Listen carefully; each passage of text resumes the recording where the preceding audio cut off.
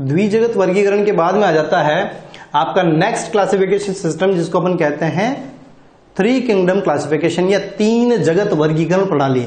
अब देखिए 3 जगत वर्गीकरण प्रणाली को किसने दिया, तो इसे हैकल के द्वारा दिया गया है ना। किसके द्वारा प्रतिपादन किया गया, इसका हैकल के द्वारा प्रतिपादन किया गया। अब देखिए 2 किंगडम क्लासिफिकेशन तो पहले ही था आपका प्लांट और एनिमल किंगडम। यहां पर एक नया किंगडम आ गया जिसे हम कहते हैं प्रोटिस्टा किंगडम। तो देखें प्लांटी किंगडम में उन्होंने किस किस को रखा, ठीक है नया किंगडम आया, प्रोटिस्टा आया, उसमें किसी न किसी को तो इंक्लूड किया है। अब किसको इंक्लूड किया होगा, तो जो आपके प्लांटी और एनिमेलिया के अंदर जितने भी एग्जांपल थे 2 किंगडम क्लासिफिकेशन में, उन्हीं में से तो कुछ निकाल कर और उन्होंने किस में रखा, प्रोटिस्टा में रखा। तो देखें यहां पर अगर हम बात करें 3 जगत वर्गीकरण प्रणाली की, तो 3 जगत वर्गीकरण प्रणाली में आप ये पॉइंट जरूर ध्यान में रखेंगे कि पादप जगत के अंदर उन्होंने रखा bryophyta to angiosperm, means algae, fungi, blue green algae, है ना, ये सारे बैक्टीरिया, ये सारे के सारे इसमें से क्या कर दिए गए, निकाल दिए गए।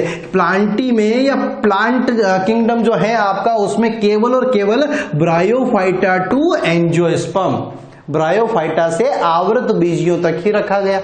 फिर बात करें देखिए एनिमेलिया के अंदर, तो एनिमेलिया में भी कौन कौन से थे, प्रोटोजोआ थे, और उसके बाद में इनवर्टिब्रेट और वर्टिब्रेट। इनवर्टिब्रेट में वापस पोरीफेरा से लेकर और इकाइनोडर्मेटा तक, और कोर्डेटा में वापस आपके हेमिकोर्डेटा, और उसके बाद में कोर्डेट, और कोर्डेट में वापस वर्टिब्रेट वगैरह, वो सारे थे। यहां पर देखिए एनिमेलिया किंगडम के अंदर आ गया आपका सिलेंट्रेटा से लेकर कोर्डेटा तक। कहां से कहां तक, सिलेंट्रेटा से लेकर कोर्डेटा तक। तो देखिए प्लांटी के अंदर से ब्रायोफाइटा, और ब्रायोफाइटा से लेकर एंजियोस्पर्म बाकी सबको निकाल दिया। इसके अंदर सिलेंट्रेटा से लेकर और कोर्डेटा तो बाकी सब निकाल दिया। अब जो बचे, जो एग्जाम्पल आपके 2 किंगडम क्लासिफिकेशन में से बचे यहां से, वो सारे के सारे किस में आ गए, प्रोटिस्टा में आ गए। तो आप यहां पर बता सकते हैं तीसरा जो आपका किंगडम था वो कौन सा था, प्रोटिस्टा था, 3rd न्यू किंगडम। और यहां पर देखें कि इनमें उन सभी को सम्मिलित किया गया जिनमें उत्तक विभेदन अनुपस्थित था, यानी उत्तकों ने मिलकर ऑर्गन या ऑर्गन सिस्टम टाइप की बॉडी को कंपोज नहीं किया, उन सबको यहां पर क्या किया गया है, सम्मिलित किया गया। जैसे देखिए बैक्टीरिया हो गए, सारे के सारे बैक्टीरिया, ब्लू ग्रीन एल्गी हो गई, है ना, एल्गी हो गई, चाहे आपकी वो मल्टीसेलुलर हो चाहे वो यूनिसेलुलर हो, सबको। प्रोटोजोन्स जो हैं वो आपके यहां पर अलग निकाल दिए गए। पोरीफेरेंस को भी यहां पर अलग निकाल दिया गया, क्योंकि उनके अंदर भी सेल्यूलर लेवल का बॉडी ऑर्गेनाइजेशन प्रेजेंट होता है, टिश्यू का फॉर्मेशन होता ही नहीं है। और लास्ट आपका जो फंजाई है उसको भी किसमें इंक्लूड कर दिया, प्रोटिस्टा में। तो देखिए बैक्टीरिया, बीजीए, एल्गी और फंजाई, ये 4 कहां से निकले, प्लांटी से निकले, ठीक है ना, ध्यान रखना।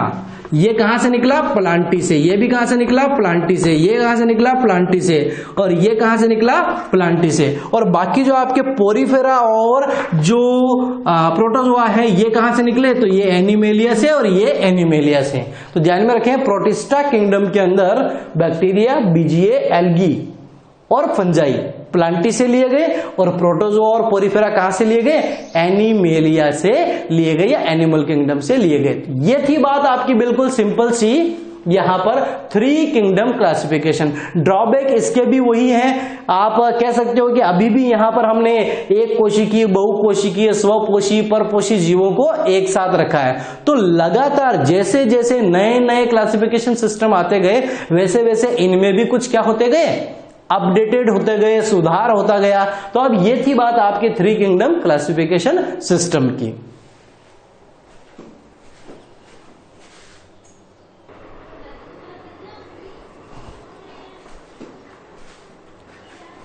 नेक्स्ट आ जाता है 4 किंगडम क्लासिफिकेशन सिस्टम।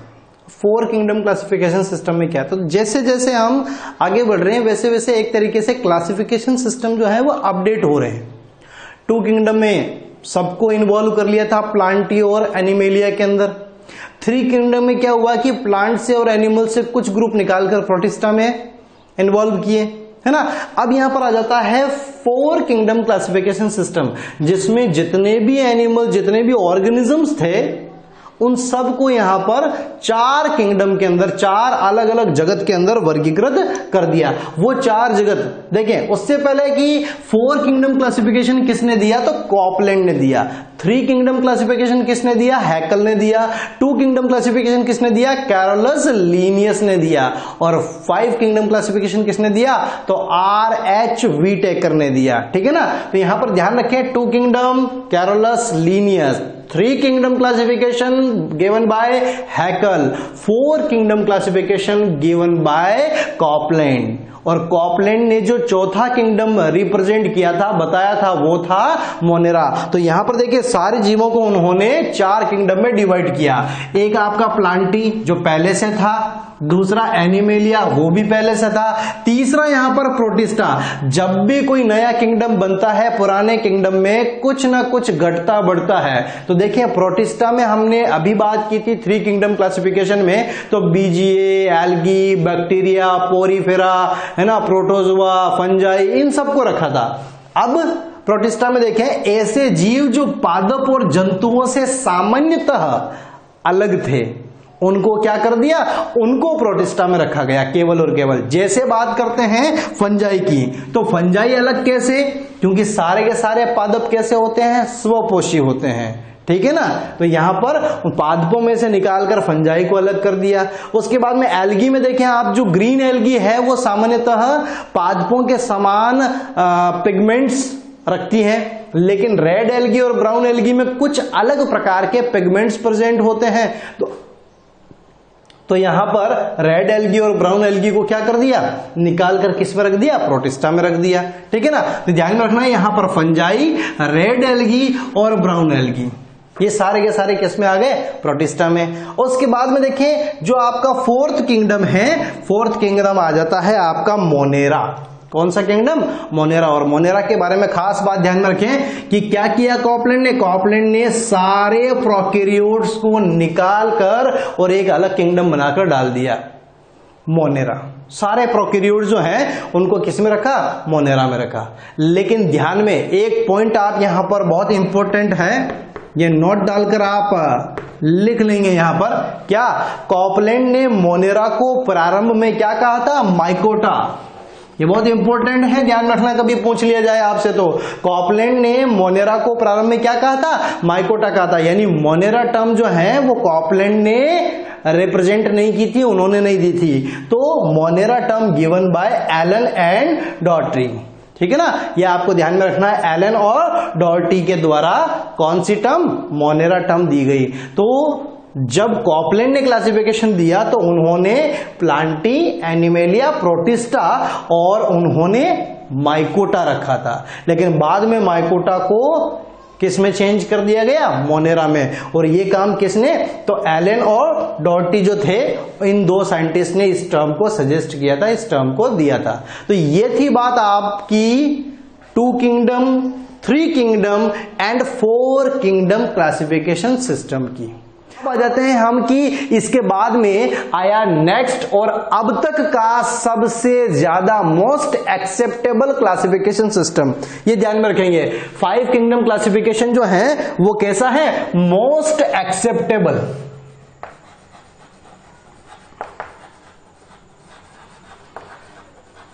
अभी तक का सबसे ज्यादा माना जाने वाला जो क्लासिफिकेशन सिस्टम है वो आपका है 5 किंगडम क्लासिफिकेशन सिस्टम। ठीक है ना।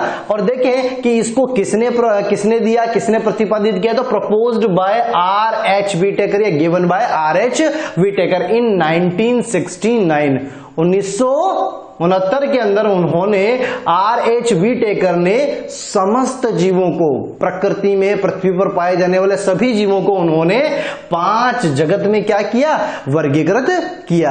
अब देखिए उन 5 जगत की बात करें उससे पहले हम बात करेंगे यहां पर बेस ऑफ क्लासिफिकेशन, कि इन्होंने जो जीवों को 5 जगत में वर्गीकृत किया उसके पीछे रीजन क्या थे, उसके पीछे आधार क्या थे, उसके पीछे बेस क्या थे। तो बेस देखें यहां पर, सेल स्ट्रक्चर, थैलस ऑर्गेनाइजेशन यानी थैलस की संरचना आप कह सकते हैं, सेलुलर ऑर्गेनाइजेशन आप यहां पर बता सकते हैं।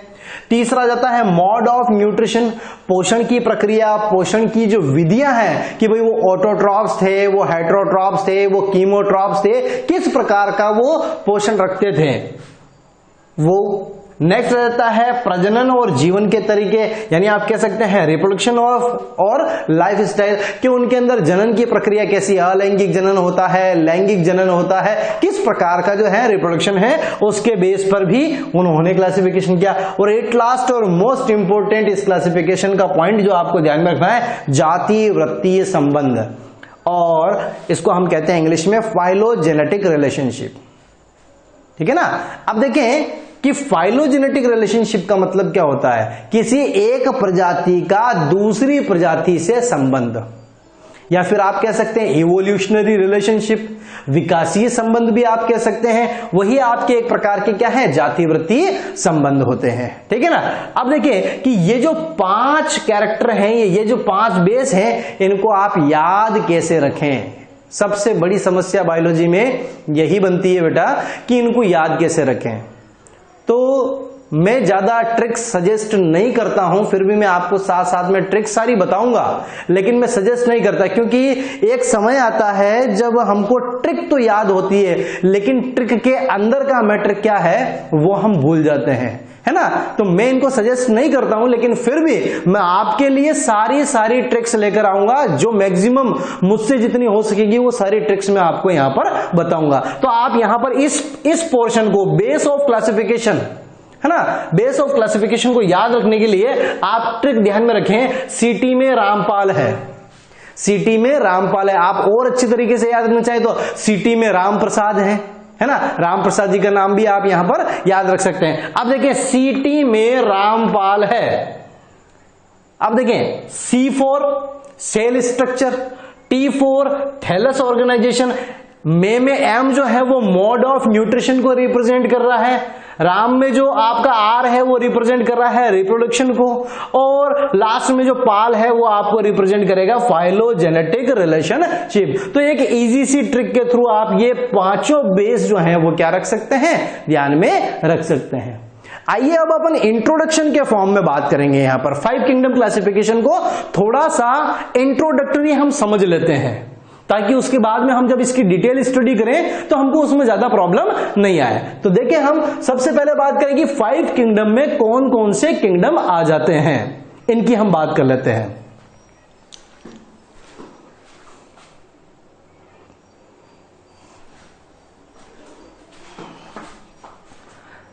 पहला किंगडम आ जाता है आपका किंगडम मोनेरा। तो सबसे पहले आप 5 के नाम याद रख लीजिए, क्योंकि वैसे तो सीक्वेंस से आए तो आपको पता ही है कि प्लांटी, एनिमेलिया, फिर प्रोटिस्टा आया, फिर मोनेरा आया, और एट लास्ट आपका फंजाई आया। फिर भी आप इनको 5 को सीक्वेंस से एक बार सुन लीजिए, Monera, Protista, fungi, Plantae and then Animalia. Clear. अब हम बात करें देखिए मोनेरा के अंदर, तो मोनेरा में किस किस को सम्मिलित किया जाता है, कौन कौन से यहां पर आपको ऑर्गेनिज्म देखने को मिलते हैं। तो ऑल प्रोकैरियोट्स, जितने भी प्रोकैरियोटिक जीव हैं वो सारे के सारे किस में आ जाते हैं, मोनेरा के अंदर आ जाते हैं। ठीक है। दूसरा हम बात करें यहां पर कि देखिए जो प्रोकैरियोट्स हैं उनमें भी कौन कौन से, तो यहां पर देखिए मोस्टली आप कह सकते हैं कि मोनेरा के अंदर अधिकांश तक इसको सम्मिलित किया जाता है, तो जीवाणुओं को सम्मिलित किया जाता है, बैक्टीरिया को सम्मिलित किया जाता है। कौन कौन से टाइप के, तो देखें यहां पर एक आ जाता है आर्की बैक्टीरिया, फिर हम बात करेंगे या तो यू बैक्टीरिया, यू बैक्टीरिया के बाद में आ जाता है आपका BGA, BGA means blue green algae यानी नील हरित शैवाल, फिर माइकोप्लाज्मा और एक्टिनोमाइसिटीज के जो मेंबर हैं वो सारे के सारे किस में आ जाते हैं, आपके मोनेरा किंगडम के अंदर आ जाते हैं।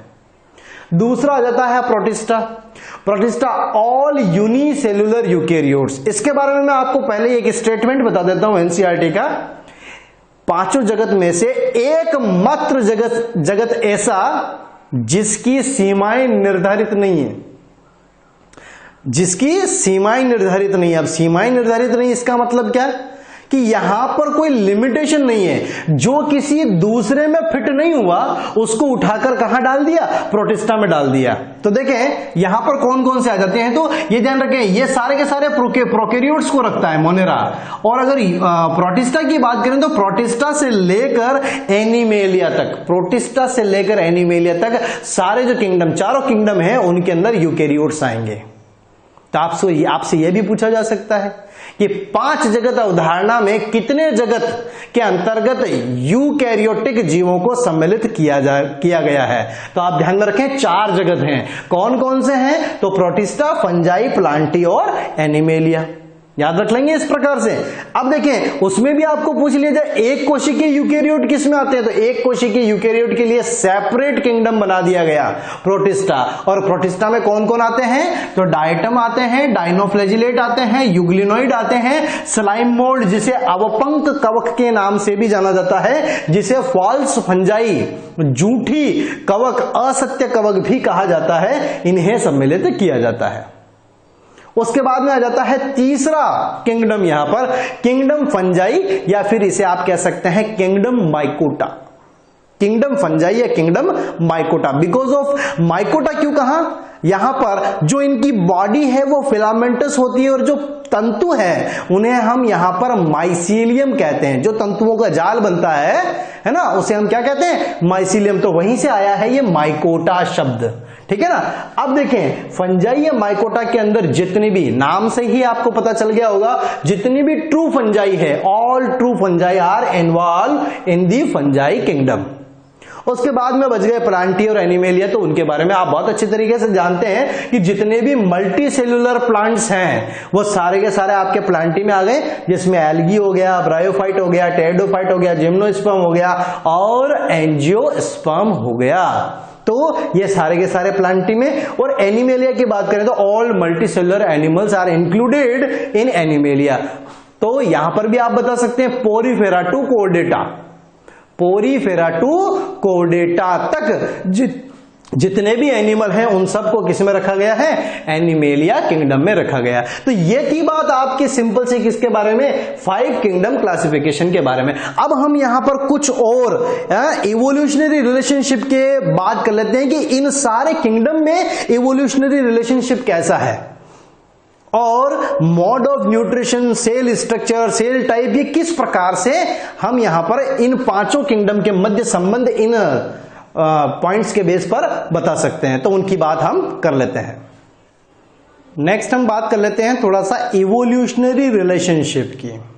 किसकी बात करेंगे अब, इवोल्यूशनरी रिलेशनशिप की, है ना। तो ये जो 5 जगत हैं आपके, इनके अंदर क्या विकासीय संबंध है, किस प्रकार से इनका एवोल्यूशन हुआ होगा। तो देखें इस चार्ट के माध्यम से आप इजी वे में ये पॉइंट जो है वो समझ सकते हैं। देखिए सबसे पहले अगर प्रकृति में कोई ऑर्गेनिज्म आए हैं पृथ्वी पर, जीवन के उद्भव के समय अगर सबसे पहले कोई जीव जो है प्रकट हुए तो वो कौन से हैं, वो है आपके प्रोकैरियोटिक। तो हमने यहां पर 4 बेस लिए हैं। देखिए complexity of the cell, complexity of organism, mode of nutrition और मेजर इकोलॉजिकल रोल, है ना, मेजर इकोलॉजिकल रोल। इन 4 बिंदुओं के आधार पर मैं आपको ये चीज समझा रहा हूं। तो देखिए सबसे पहले कोई प्रोकैरियोट्स आए, तो प्रोकैरियोट्स में भी सबसे पहले कौन आए होंगे, कीमोसिंथेटिक ऑर्गेनिज्म, है ना तो कोई ऑटोट्रॉप ना कोई हेटेरोट्रॉप, सबसे पहले आए कीमोट्रॉप। बिकॉज ऑफ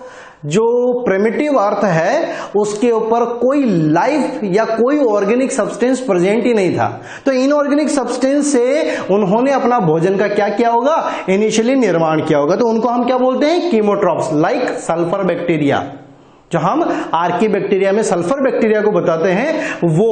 और आप कह सकते हैं यहां पर, क्योंकि मोनेरन्स जो हैं, यानी सबसे पहला किंगडम आपका मोनेरा, फिर प्रोटिस्टा, फिर प्लांटी, फंजाई और एनिमेलिया, ये 3 हम इनकी यहां बात करेंगे। अब देखिए सबसे पहला point, complexity of the cell. अगर हम कोशिका की जटिलता को देखें तो कोशिका की जटिलता में देखें आपको दो तरह की जटिलता देखने को मिलेगी, एक प्रोकैरियोटिक और एक यूकैरियोटिक। सिंपलेस्ट टाइप कौन सा है आपका? प्रोकैरियोटिक, और जो जटिल प्रकार है वो कौन सा हो गया आपका? यूकैरियोटिक हुआ, ठीक है ना। तो यहां पर आप देखें कि जो मोनेरा किंगडम है, इस मोनेरा किंगडम के जो ऑर्गेनिज्म है वो कैसे होते हैं? Unicellular prokaryotes. कैसे होते हैं? Unicellular prokaryote. तो हमने क्या लिया है यहां पर? Prokaryotic organism. और यह प्रोकैरियोटिक ऑर्गेनिज्म कहां से आए होंगे? तो इनिशियली जो है इनका एवोल्यूशन कहां से? कीमोसिंथेसिस से हुआ है। अब देखें मोनेरा के जो ऑर्गेनिज्म थे इन्हीं से फर्दर कौन डेवलप हुए? प्रोटिस्टा के ऑर्गेनिज्म इन्हीं से डेवलप हुए हैं, एनिमेलिया के इन्हीं से डेवलप हुए हैं, प्लांटी के और इन्हीं से डेवलप हुए हैं आपके फंजाई से। यानी मोनेरा से पहले प्रोटिस्टन डेवलप हुए और प्रोटिस्टन से प्लांटी, फंजाई और एनिमेलिया। क्यों? अभी समझ में नहीं आएगा ये। जब आप प्रोटिस्टा किंगडम पढ़ेंगे तब आपको ये बहुत अच्छी तरीके से समझ में आ जाएगा कि प्रोटिस्टा किंगडम में डायनोफ्लैजिलेट और डायटम्स आ जाते हैं। किसके समान है? पादप के समान लक्षण रखते हैं, है ना। तो यानी पादपों का जो उद्भव है वो कहीं ना कहीं इनसे होकर हुआ है। दूसरा, आप वहां पर प्रोटोजोन्स की बात कर लेते हैं, किसमें आते हैं? प्रोटिस्टा में। तो प्रोटोजोआ किससे लिंक करता है? एनिमेलिया से। तो यानी प्रोटिस्टा से ही तो होकर इवोल्यूशन हुआ एनिमल का। और अगर आप बात करते हैं फंजाई की तो स्लाइम मोल्ड्स, याद कीजिए अभी मैंने आपको बताया था स्लाइम मोल्ड्स, जिनको अपन क्या कहते हैं? फॉल्स फंजाई, झूठी कवक, असत्य कवक, है ना। तो इन्हीं से बाद में ट्रू फंजाई का इवोल्यूशन हुआ होगा। तो कुछ इस तरीके से आप कह सकते हैं कि सबसे पहले मोनेरन्स आए, मोनेरन्स से किसका विकास हुआ? किंगडम प्रोटिस्टा का विकास हुआ। किंगडम प्रोटिस्टा में किस प्रकार के जीव आते हैं? सारे के सारे कैसे आते हैं? यूकैरियोटिक ऑर्गेनिज्म आते हैं। तो यानी प्रोटिस्टा से पहले के यानी मोनेरन्स सारे प्रोकैरियोट हैं, और इसके बाद वाले जो सारे ऑर्गेनिज्म हैं प्रोटिस्टा से लेकर और प्लांटी, फंजाई और एनिमेलिया तक, ये सारे के सारे यूकैरियोटिक है। फर्दर हम बात करें, यहां पर देखें कि कॉम्प्लेक्सिटी ऑफ ऑर्गेनिज्म कि जीवों की जटिलता के आधार पर तो आप यूनिसेलुलर और मल्टीसेलुलर, तो देखिए प्रोटिस्टा से नीचे की तरफ आप देखें तो सारे के सारे क्या है? यूनिसेलुलर, है ना। तो यानी ये यूनिसेलुलर यूकैरियोट्स किस में आ जाते हैं? प्रोटिस्टा के अंदर, और यूनिसेलुलर प्रोकैरियोट्स किस में आ जाते हैं? मोनेरा के अंदर आ जाते हैं। उसके बाद में देखें प्लांटी, फंजाई और एनिमेलिया के अंदर जो ऑर्गेनिज्म है वो सारे के सारे कैसे होते हैं? मल्टी सेल्युलर ऑर्गेनिज्म होते हैं और साथ ही यूकैरियोट्स होते हैं, ठीक है। अब देखें यहां पर कि मोनेरा से डेवलप हुआ किंगडम प्रोटिस्टा, और किंगडम प्रोटिस्टा से प्लांटी, फंजाई और एनिमेलिया जगत के जीवों का विकास हुआ। अब यहां पर आपको दो तरह के वेरिएशन देखने को मिलते हैं कि इनके अंदर जो मोड ऑफ न्यूट्रिशन है वो अलग। प्लांटी के अंदर कैसा होता है? तो ये ऑटोट्रॉप्स होते हैं। फंजाई के अंदर कैसा होता है? हेटरोट्रॉप्स। और हेटरोट्रॉप्स में भी कौन सा? तो ये होते हैं सेप्रोफाइट, यानी मृतपोषी, मरे हुए जीवों पर या डिकेइंग जो ऑर्गेनिक मटेरियल होता है, यानी जो अपघटित होने वाला कार्बनिक पदार्थ होता है, उनके ऊपर वृद्धि करते हैं फंजाई। और एनिमेलिया को आप बहुत अच्छे तरीके से जानते हैं, हेटरोट्रॉप्स होते हैं। अगर इकोलॉजिकल रोल की बात करें, इकोलॉजिकल रोल की, तो प्लांट्स सारे के सारे कैसे होते हैं? प्रोड्यूसर्स होते हैं, उत्पादक होते हैं, है ना। प्रकाश संश्लेषण के द्वारा अपने भोजन का निर्माण स्वयं करते हैं। फंजाई जो है वो डिकम्पोजर होती है। तो मैंने अभी आपको बताया कि they grow on decaying matter, यानी जो अपघटित होने वाले कार्बनिक पदार्थ हैं उनके ऊपर वृद्धि करते हैं, उनको डिकम्पोज करने का काम करते हैं। तो क्या हो गया? अपघटक या डिकम्पोजर आप लिख सकते हैं। देन हेटरोट्रॉप्स हैं ये आपके एनिमेलिया, तो इनको आप क्या कहेंगे? कंज्यूमर, क्योंकि प्रोड्यूसर के द्वारा, उत्पादकों के द्वारा निर्मित किया जाने वाला कार्बनिक पदार्थ का उपभोग किसके द्वारा किया जाता है? तो आप ध्यान में रखें, एनिमेलिया किंगडम के जीवों के द्वारा किया जाता है। तो केवल आपको ये 4 पॉइंट्स के बेस पर मैंने एक सिंपल सा इवोल्यूशनरी रिलेशनशिप बताया है आपको, किसके बीच में? पांचों किंगडम के बीच में, जो आपको ध्यान होना चाहिए, याद होना चाहिए। मोनेरा सबसे पहले आए और मोनेरन्स के बाद में कौन डेवलप हुए? प्रोटिस्टा, और प्रोटिस्टा से ही प्लांटी, फंजाई और एनिमेलिया जगत के जीवों का क्या हुआ? विकास हुआ। कुछ इस तरीके से ये इवोल्यूशनरी रिलेशनशिप का जो फ्लो चार्ट है वो आपको बताता है।